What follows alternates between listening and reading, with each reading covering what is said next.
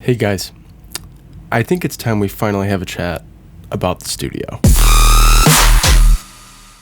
So I'm going to do a little breakdown here on what I have in my studio. First things first, I used to have Karake's back in the day, but I kind of switched over to JBL. They were a little bit cheaper, and I heard them in the past and just loved the sound of them.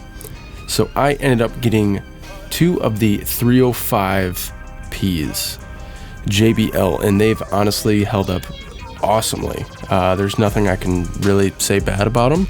The only thing I've noticed is sometimes I am a little critical on my high end, and I've been having a hard time, at least with being sick right now, trying to pick up on where my high end needs to be, and it needs to be pushed a little bit more typically. So to pair that, I ended up getting the 310 sub as well.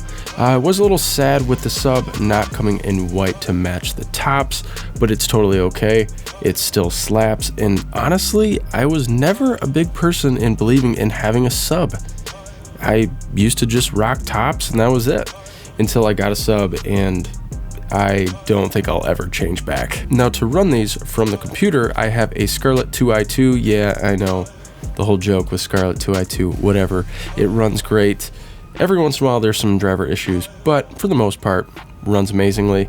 I couldn't tell you actually what generation it is. I want to say it's either the first or second gen, but it has ran flawlessly. Now moving on to microphone, this one, I've had this thing for years. This is the Audio-Technica AT2020. And I've had it since, probably 8th grade, 7th grade, somewhere around there. And it's worked wonders since, and it's like a tank. Everything I've had by Audio-Technica has just always been a tank. When it comes to computers, softwares, all that sort of stuff, I actually, as my main computer, have a custom-built PC that I built myself, which features a Ryzen 7 2700X. I have 16 gigabytes of RAM, of course, and then my GPU, let's not talk about it. It's a little dated. It's a GTX 950, and it can keep up with some stuff, but not most modern stuff. It just doesn't like to keep up with it, especially games. I could play Gary's Mod and some RuneScape, maybe some other things on light.